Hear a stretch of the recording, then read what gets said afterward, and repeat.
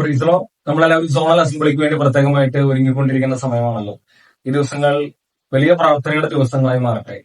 അതിന്റെ കാര്യങ്ങൾ നിങ്ങളുമായിട്ട് പങ്കുവയ്ക്കാനായിട്ട് ഞാൻ ആഗ്രഹിക്കുന്നു. 2002 ഞാൻ ദിശിത് മൂവ്മെന്റിലേക്ക് വരുന്നത്. Life in the spirit seminar എന്ന് പറയുന്ന ഒരു പ്രോഗ്രാം, 7 ആഴ്ച നീളുന്ന ഒരു പ്രോഗ്രാമിലൂടെ പങ്കെടുക്കുന്നതിലൂടെയാണ് മൂവ്മെന്റിലേക്ക് കടന്നു വരുന്നത്.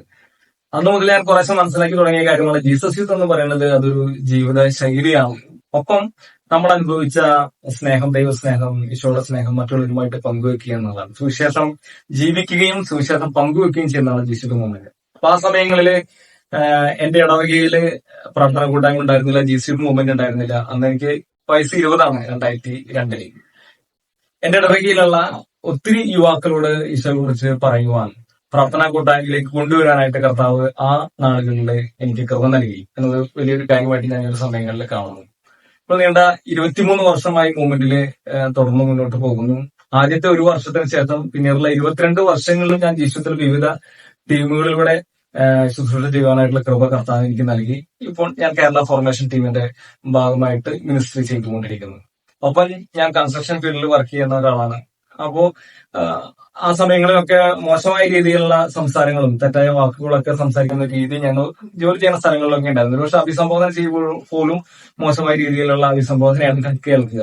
അപ്പൊ അവിടെയൊക്കെ അത് ക്ഷമയോടെ കേൾക്കുവാനും ഒപ്പം തിരിച്ച് മറ്റു രീതിയിലൊന്നും പറയാതെ അവരുടെ മുൻപിൽ ഒരു ജീസസ് യൂത്ത് ആയിട്ട് നിൽക്കുവാനായിട്ടുള്ള ഒരു കൃപ ദൈവം നൽകി. ഇപ്പൊ ഈ കാലഘട്ടത്തില് ബംഗാളീസാണ് കൂടുതൽ നമ്മുടെ കൂടെ വർക്ക് ചെയ്യുന്നത്. അപ്പൊ അവരോടൊക്കെ കർത്താവിനെ കുറിച്ച് പറയുവാൻ പറ്റുന്ന സാഹചര്യങ്ങളിലൊക്കെ പറയാനായിട്ടുള്ള കൃപ കർത്താവ് നൽകി. അവരുടെ സ്വഭാവ രീതികളിൽ പലതും മാറ്റം വരുത്തുവാനായിട്ടുള്ള കൃപ കർത്താവ് നൽകി. അവരൊക്കെ കൂടുതൽ പേരും ബീഡി വലിക്കുന്നവരാണ്. അപ്പൊ ഒരു വ്യക്തിയുടെ ബീഡിയിൽ പൂർണ്ണമായിട്ടും മാറ്റാനായിട്ട് നമുക്ക് സാധിച്ചു. അവരിൽ ചില നന്മകൾ കൊണ്ടുവരാനായിട്ട് സാധിച്ചു. മറ്റു പല വ്യക്തികളിലും ഭാഗികമായിട്ട് അവരുടെ ബീഡിവലി കുറയ്ക്കാനായിട്ട് സാധിച്ചു. അവരുടെ ഫാമിലി ആയിട്ട് ബന്ധപ്പെടാൻ സാധിച്ചു. അങ്ങനെ ഈ ദിവസങ്ങളിൽ കുറച്ച് നാളുകൾക്ക് മുമ്പ് അവരുടെ വീടുകളിൽ പോയിരുന്നു. അപ്പൊ അത്തരത്തില് അവരുടെ മുൻപിലും നമ്മളായിരിക്കുന്ന സ്ഥലങ്ങളിലൊക്കെ ജീസസുമായി ജീവിക്കുകയും ഈശോയെ പങ്കുവയ്ക്കുകയും ചെയ്യേണ്ടവരാണ് നമ്മൾ ഓരോരുത്തരും. നിങ്ങൾക്കും അങ്ങനെ സാധിക്കട്ടെ. ഈ കാലഘട്ടത്തിലെ യുവജനങ്ങളെ കർത്താവിലേക്ക് അടുപ്പിക്കുവാൻ പ്രിയ ജീസസ് യൂത്ത് നിങ്ങൾക്ക് എല്ലാവർക്കും സാധിക്കട്ടെ. Thank you.